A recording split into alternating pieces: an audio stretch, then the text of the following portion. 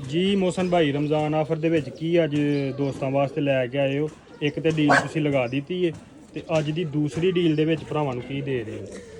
ਲੋ ਜੀ ਆਕਬ ਭਾਈ ਦੋਸਤਾਂ ਨੂੰ ਸ਼ੌਕ ਕਰਵਾ ਦਿਓ, ਤਸੱਲੀ ਕਰਵਾ ਦਿਓ, ਅੱਛੀ ਤਰ੍ਹਾਂ ਦੇਖ ਲੈਣ ਔਰ ਵੀਡੀਓ ਨੂੰ ਐਂਡ ਤੱਕ ਜਿਹਨੇ ਦੇਖ ਲਿਆ।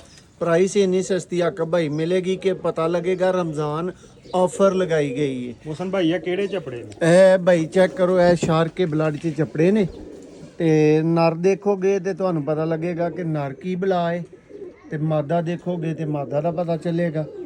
ਦੇਖੋ ਜੀ ਇਹ ਨਰ ਦਾ ਆਈ ਕਲੋਜ਼ਅਪ ਹੈ, ਪਰ ਦਾ ਆਕਬ ਭਾਈ ਜ਼ਰਾ ਦੋਸਤਾਂ ਨੂੰ ਸ਼ੌਕ ਕਰਵਾਓ। ਦੇਖੋ ਜੀ ਪਰ ਦੋਸਤੋ ਇੰਜ ਦੀਆਂ ਚੀਜ਼ਾਂ ਡੀਲ 'ਚ ਭਰਾਵਾਂ ਵਾਸਤੇ ਰਮਜ਼ਾਨ ਆਫਰ ਦੀ ਡੀਲ 'ਚ ਅੱਜ ਮੌਜੂਦ ਨੇ। ਇਹ ਕਲਾਸ ਚੀਜ਼ਾਂ ਨੇ। ਦੇਖੋ ਚਪੜਾ ਨਰ ਬਿਲਕੁਲ ਸਾਫ ਅੱਖ ਦਾ, ਜਿਹੜਿਆਂ ਵੀਰਾਂ ਦੀ ਸਾਫ ਅੱਖ ਦੀ ਖਾਹਿਸ਼ ਹੁੰਦੀ ਏ।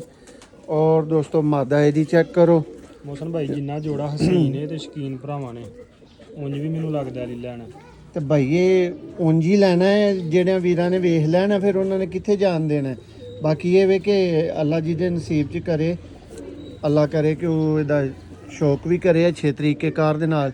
ਲਓ ਜੀ ਦੋਸਤੋ ਫੀਮੇਲ ਤੇ ਅੱਖ ਦਾ ਜ਼ਰਾ ਸ਼ੌਕ ਕਰੋ,